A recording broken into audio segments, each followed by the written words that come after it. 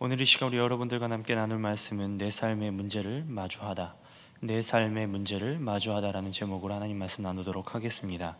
어제에 이어서 느헤미야 2장을 살펴봅니다.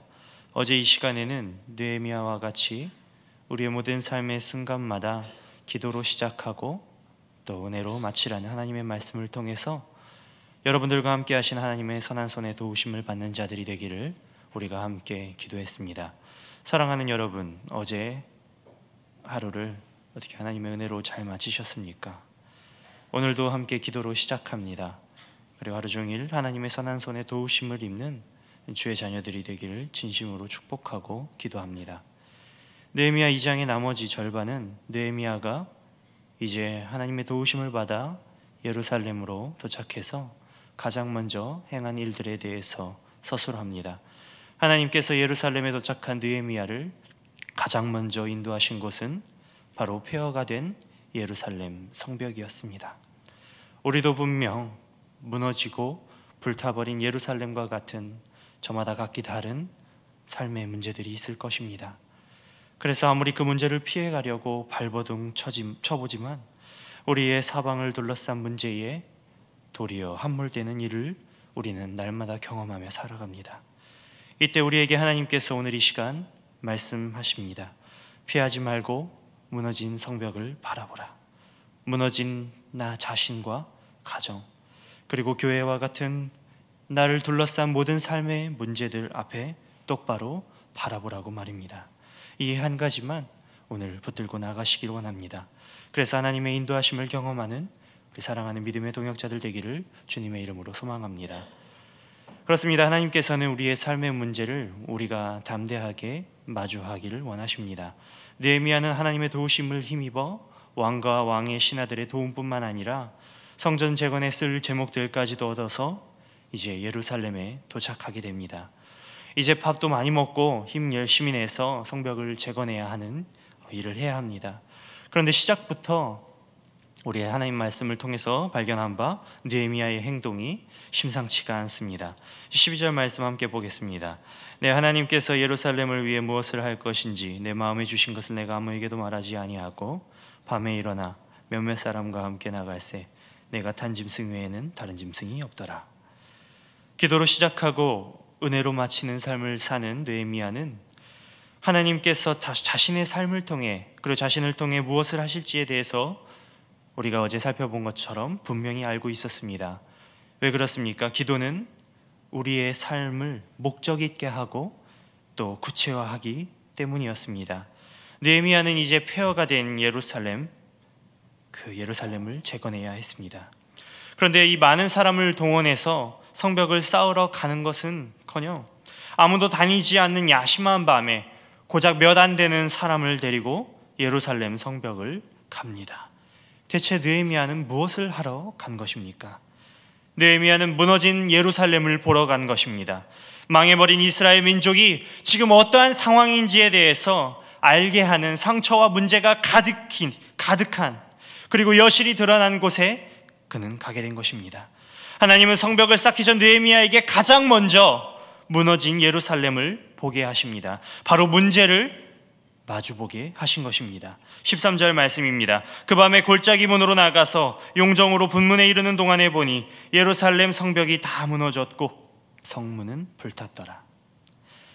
1장의 느헤미야를 찾아와 예루살렘의 사정을 알려준 하나님의 말이 사실이었습니다. 그가 전해준 것처럼 사로잡힘을 면하고 남아있는 이스라엘 백성들은 큰 환난을 당한 것입니다. 그들은 다른 사람들에게 능욕을 받았고 예루살렘 성은 허물어졌으며 성문들은 불타버렸습니다. 그 광경이 이제 느헤미야의 눈앞에 펼쳐진 것입니다. 하나님은 대체 왜 느헤미야에게 이 참혹한 폐허 예루살렘을 보게 하신 것입니까? 자기가 탄 짐승이 지나갈 길도 없을 정도로 망가져 버린 이 예루살렘을 보게 하신 이유가 대체 무엇이라는 말입니까? 아무리 사명을 받았지만 예루살렘으로 왕의 허락과 도움을 받고 갔지만 너무 절망스러운 일 아닙니까? 과연 불탄 돌로 성벽을 쌓을 수 있을 것 같습니까?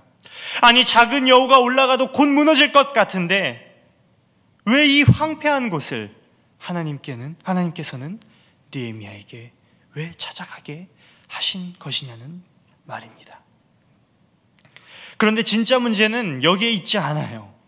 하나님께서는 느헤미야뿐만 아니라 오늘 우리에게도 무너진 우리의 문제들을 마주하게 하신다는 것입니다. 우리가 가진 삶의 문제들을 우리가 바라볼 때에 너무 불편하잖아요.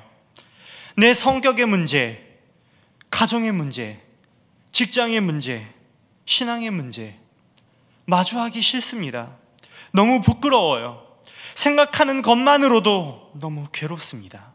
절망적이에요.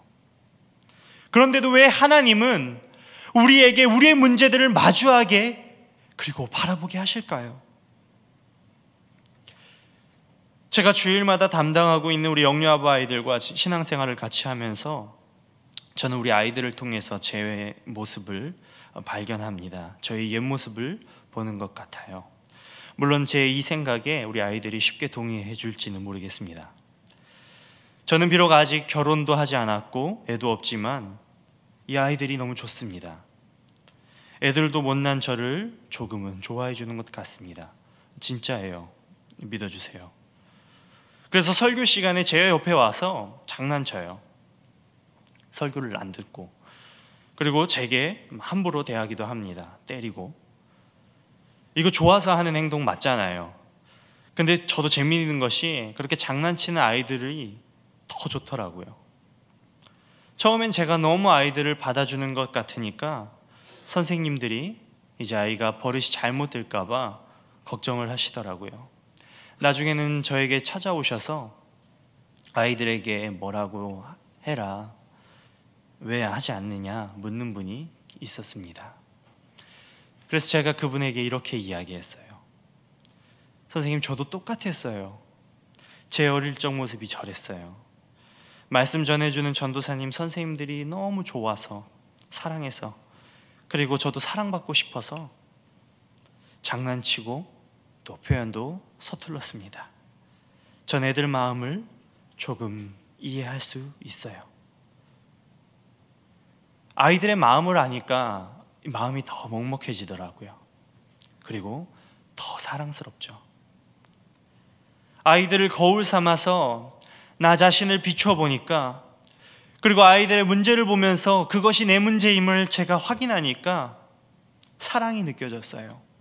제 사랑이 느껴진 게 아니라 제 어린 시절의 무례함에도 저를 사랑해주고 기뻐해줬던 많은 사람들이 생각났습니다.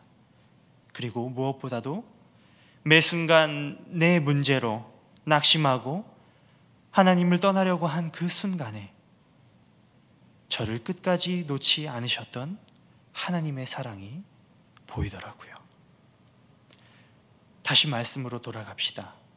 하나님은 왜 우리에게 우리의 문제들을 마주보게 하실까요? 우리가 우리의 문제들을 마주하게 되면 우리는 우리와 함께 하시는, 그리고 우리를 사랑하시는 하나님을 알게 된다는 것입니다. 우리의 죄의 더러움과 연약함이, 그리고 수많은 문제들이 우리의 마음을 무겁게 만들죠. 그런데 바로 그때 그 문제 속에서도 끝까지 나를 붙들고 계시는 하나님의 오래 참으심이 보입니다. 하나님의 말로 표현할 수 없는 그 사랑이 느껴지기 시작한다는 말입니다. 하나님의 마음을 알게 되어 그것이 하나님께서 우리에게 우리의 문제를 마주보게 하시는 이유입니다. 그렇다면 느헤미야는 이 무너진 성벽을 보면서 무엇을 느꼈을까요? 환난당했던 이스라엘 백성들의 아픔이었을까요? 맞아요. 하지만 그보다 더 중요한 것은 느헤미야가 예루살렘의 무너진 모습 속에서 우상을 섬기고 하나님의 뜻을 저버린 이스라엘 백성들의 불순종을 바라보시며 아파하시는 하나님을 바라봤다는 것입니다. 그리고 환난당하는 자신의 백성들을 보시면서 끝까지 포기하지 아니하시고 다시 구원하시고자 하는 하나님의 긍휼하심, 그 마음을 느헤미야는 확인했던 것이에요. 사랑하는 여러분, 너무 불편할지라도, 창피하고 괴로워도 우리는 문제를 바라봐야 합니다. 그러면 우리를 우리보다 잘 아시고 우리와 함께 하시는 하나님, 그리고 그 하나님의 마음을 우리가 알게 됩니다. 하나님께서는 우리를 아시는 분이잖아요. 그래서 나의 문제를 보며 더 불편하실 거예요. 당신의 자녀들이 당하는 수치로 인해서 오히려 우리의 아버지신 하나님께서 더 괴로우실 것입니다. 마치 자녀들을 바라보는, 그리고 아이들을 바라보는 부모와 전도사와 같은 마음으로 말입니다. 하지만 부모님들과 저는 아이들의 문제를, 아이들의 아픔을 대신 아파해 줄 수 없잖아요. 그런데 하나님은요, 우리 대신 아파하시기로 결정하셨습니다. 죄로 아파하는 우리에게 사람으로 오신 하나님, 바로 예수 그리스도가 그 증거입니다. 예수님은 우리가 당해야 하는 죄의 문제를 대신 짊어지셨고, 우리가 당해야 할 불편을 홀로 지셨으며, 내가 당해야 할 그 수치들을 홀로 당하신 분이십니다. 그리고 마침내 내가 못 박혀야 할, 내가 피 흘려야 할, 내가 죽었어야 할 그 십자가에서 예수님은 돌아가셨습니다. 그리고 우리는 그로 인해 영원한 생명을 얻지 않았습니까? 하나님께서 우리에게 먼저 문제들을 바라보게 하십니다. 그때 피하지 마십시오. 그 문제들 가운데에서 우리는 우리를 사랑하시는 하나님과 예수님의 십자가의 은혜를 발견할 수 있기 때문입니다. 그리고 그 은혜가 우리의 문제 완전히 해결해 주시기 때문입니다. 말씀을 맺겠습니다. 이틀 동안 살펴본 느헤미야가 저는 여기 계신 우리 모두와 똑같은 사람이라고 생각합니다. 그러나 그는 매 순간 기도하는 자였고, 그렇기 때문에 남들보다, 그리고 어쩌면 우리보다도 문제를 먼저 본 자임에는 틀림없습니다. 그래서 저와 여러분 모두에게 피하지 않고 우리가 처한 문제들을 직면하자 권면합니다. 우리 문제를 똑바로 바라봅시다. 그 안에 하나님이 보입니다. 문제들을 이겨내기를 원하시고, 또 우리의 죄의 문제들을 오래 참으시는 하나님의 사랑을 우리는 느낄 수가 있다는 말입니다. 그리고 죄로 인해 영원히 죽음의 고통 가운데 신음하던 이들을 위해서 십자가에 달려 우리를 대신해 죽으신 예수님의 은혜가 느껴지기 시작할 것입니다. 그러면 됩니다. 그러면 무너진 우리의 마음들이 회복이 됩니다. 예수님께서 피로 사신 영원한 생명은 우리를 완전케 하시기 때문입니다. 자, 이제 무너진 성벽과 같은 우리의 문제들을 담대하게 바라봅시다. 아버지 되시는 하나님께서 그분의 사랑과 아들 예수 그리스도의 은혜를 오늘 이 시간 우리에게 경험케 하실 것입니다. 오늘도 자신의 삶의 절망적인 문제들을 피하지 않고 바라봄으로써 하나님의 오래 참으심과 예수 그리스도의 십자가의 은혜를 경험하는 주님의 사랑스러운 자녀들이 되시길 주님의 이름으로 간절히 소망합니다. 우리 하나님 아버지의 마음 다시 한번 찬송하시겠습니다. 우리 하나님의 마음을 알게 되는 은혜가 있기를 간절히 소망합니다.